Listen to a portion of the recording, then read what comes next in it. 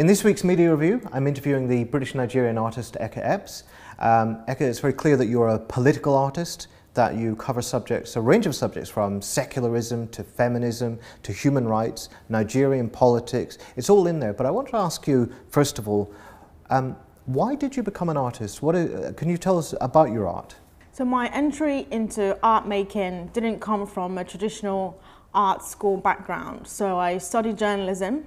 I trained to be a writer, and in many ways my work in art making has very much been from that perspective of trying to untangle some of the issues that are less likely to be tackled, which is why inevitably the work gets read as political, because these are themes that artists usually stay away from. It's interesting that you link journalism to art, because of course your book, Boko, is very much a book about the news, and it's a way of filtering the news. But I mean, the key subject is what happened in Chibok, and this is where hundreds of schoolgirls were kidnapped by Boko Haram. Unlike quite a lot of what Boko Haram has done, this particular atrocity got international media attention. A lot of your book is actually about juxtaposing different news stories. What were you trying to do with that? A lot of the publicity was around the Bring Back Our Girls issue, you know, this idea that we need to put pressure on the government to act.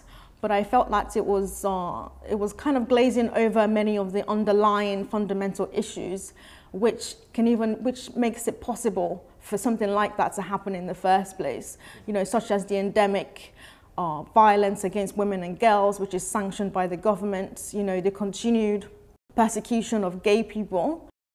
The fact that whilst the Bring Back Our Girls campaign was going on, lesbians were being arrested and charged. So in many ways, the story that the book tells is a horror story, but it's very clear also that it's not just this crazy one-off group, that it tells a story about Nigeria and Nigerian politics as a whole.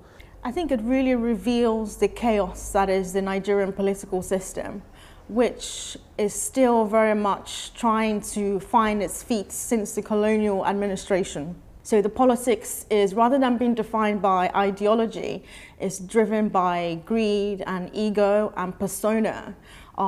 In the first republic, so the first batch of leaders that took over after the British left, you had, in a way, clear ideologies. You had the Northerners, who were far-right conservatives, and the Southerners, who were socialists to a degree. But today you have people just, you know, going back and forth between parties. You have no clear definition on social policies. We have a party that is right-wing and another one that is very right-wing. So it's difficult to make any kind of sense of the situation sometimes. Nigerian politics leads to some extraordinarily repressive and authoritarian forms of politics, patriarchal politics, anti-gay politics, and you talk about this. Can you elaborate on some of those? Yes, so a lot of the time the contention is based on human rights, you know, because Nigeria has been at the center of scandal and incidents such as Chibok. The parties have had to, in a way, reaffirm their positions, but they've simply reaffirmed what most of the people want to hear, which is zero tolerance to homosexuality and the fact that feminism is not something that is required. Indeed, human rights is a very big and important part of your book, and one of the issues that comes up is the question of child marriage, and that suggests that what Boko Haram did to those schoolgirls wasn't completely off the page in terms of Nigerian politics. The government had an opportunity to eradicate the child marriage law, but in fact, senators voted to keep it in place, to keep marriage to 14-year-olds legal. We have the case of Senator Yerima, who married a 13-year-old Egyptian girl, even though he had already been married to a teenager. He was already married to a 17-year-old, and he was able to get away with that with impunity. So I think that it really speaks to a lot of the just very overt violence and injustices that already happen. So the rights of girls as full citizens, which is still undermined in the Constitution.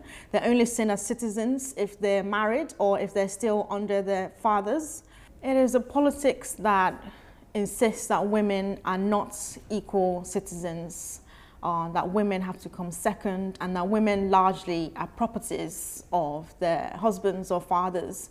This is evident in the way in which the Constitution underlines that. And what it means in reality is that women have to obtain permission from either a father figure or her husband in order to, for instance, get a new passport, or in some cases travel out of the country with her children. And yeah, I mean, it demonstrates a lack of desire for equality. So part of what's covered in your book is this global spectacle of Boko Haram. It's interesting that in January 2015, we had the Baga Massacre. It was a horrifying event in which maybe up to 2,000 people got killed. And this was a Boko Haram attack, and it was largely overlooked. I mean, not entirely, but largely overlooked. So what's your views on that?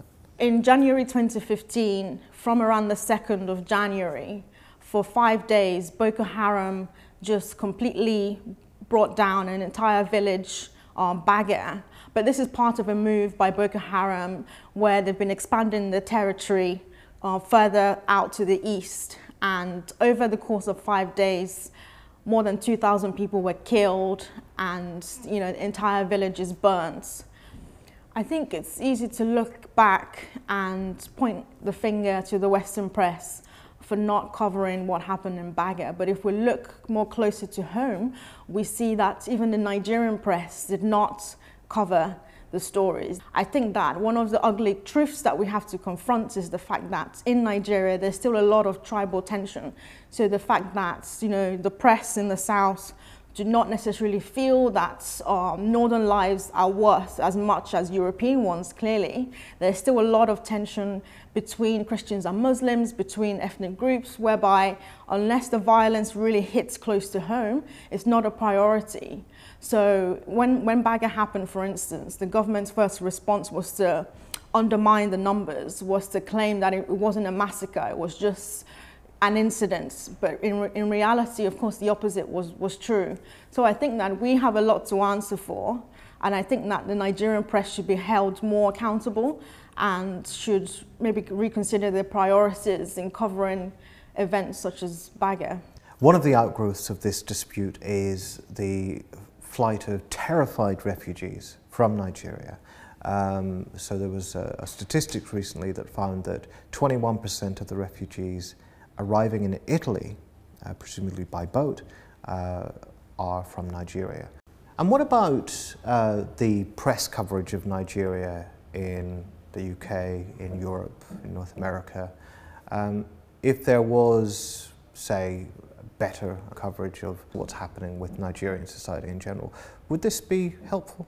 Absolutely. I think that if there was more in-depth reporting about the humanitarian crisis that has emerged in the wake of Boko Haram activities, perhaps people would be more aware of why it is so necessary to also integrate refugees from Nigeria.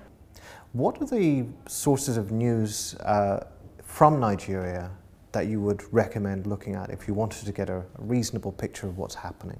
So one of the most exciting news agencies to have come out of Nigeria is Sahara Reporters, which is an online platform which has a video segment and also online digital sites. Sahara Reporters is great because a lot of the content is fueled by people who are experiencing the world, who are witnessing events as they happen, who are going on there to write and publish information that they think is in the public interest. And they've been responsible for breaking a lot of investigative type of stories, even when they concern politicians who are popular. We also have a really good forum called Nairaland, which didn't set out to be a news site, but in many ways it has become a news site because it provides up-to-the-minute information on what is happening anywhere. And if stories are being read, they're highlighted on the homepage, and you can see Nigerians connecting, sharing stories. And when it comes to advocacy for issues such as FGM, social media and online has been very impactful on this as well. There was an FGM case that broke on Twitter in which activists got together to intervene on a potential FGM situation. So I think that this can only get better. So I think that social media, citizen journalism, self-reporting is more the way in which things are going. The Nigerian press, like the rest of the press around the world, is also experiencing a decline in readership of print news. And so the online shift is very evident in Nigeria as well. Eca Eps, thank you very much for joining us today. Thank you for having me.